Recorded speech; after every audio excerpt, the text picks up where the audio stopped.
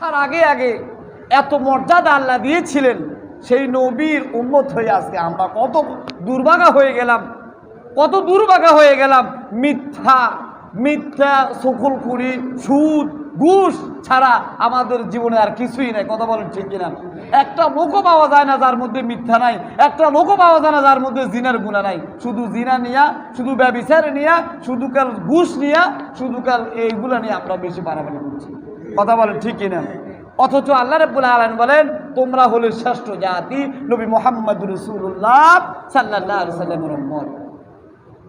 যেই নবীর উম্মত হওয়ার জন্য বহু নবীরা আল্লাহর কাছে দরখাস্ত করেছেন, একজনের দোয়া কবুলও করেছেন, হযরত ঈসা রূহুল্লাহ। সুবহানাল্লাহ।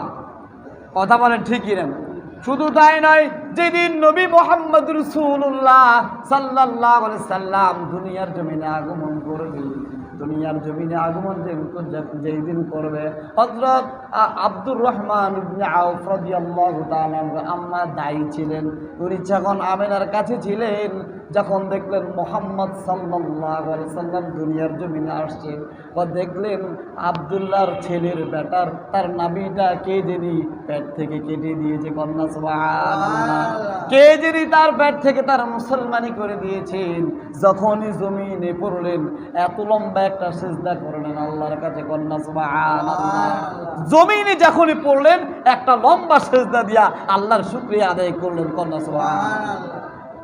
জমিন থেকে উঠে যখন এই আল্লাহর আরশের দিকে শাহাদাত আঙ্গুল দিকে তাকালেন, ওই দায়ী বলেন, আমার হাতের মধ্যে শত শত সন্তান, হাজার হাজার সন্তান মক্কা নগরীতে জন্মগ্রহণ করেছে, কিন্তু আব্দুল্লাহর বেটার মতন, আমেনার ছেলের মতো আর একটা সন্তানও এরকম আমার কাছে হয় নাই। কন্যা সুবহানাল্লাহ। তিনি ছিলেন রাহমাতাল লিল আলামিন, নবী মুহাম্মদ রাসূলুল্লাহ সাল্লাল্লাহু আলাইহি ওয়াসাল্লাম। মা মেয়ের কান্দে সন্তান বলে বাবা ঘরে বাতি যাতে বেশি বিনোদন এখানে আসে না করে না এই জন্য আপলোড করে না আমি